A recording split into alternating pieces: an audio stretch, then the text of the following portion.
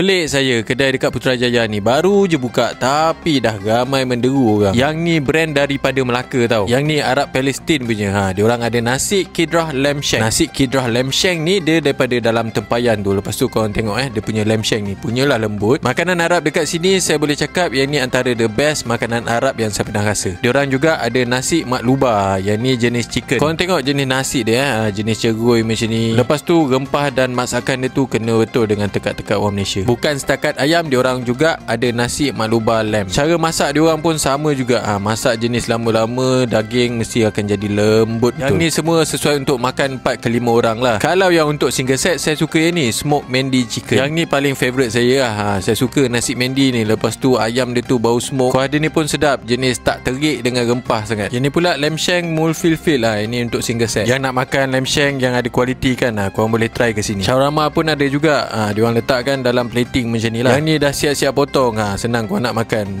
dengan garlic sauce. Lagi menu yang ada, nak kunafa ada. Yang ni untuk kudap-kudap kan. Kalau nak samosa cheese pun ada. Samosa dia macam kulit popia tu lah. Nak pizza pun ada. Try lah rasa pizza orang Palestin masak. Nak chicken tender pun ada. Dia pakai ayam crispy. Lepas tu dia punya sos dia. Rasa sos putih dia ni sedap. Air banyak. Air adani teh ni korang boleh try. Dia macam masala tu. Nak kopi ada. Yang jenis sparkling pun ada. Ni korang boleh datang Baih Dramat Putrajaya. Yang ni dekat Menara Syafburi. Dia dekat G Floor, dekat dengan air pancut ni.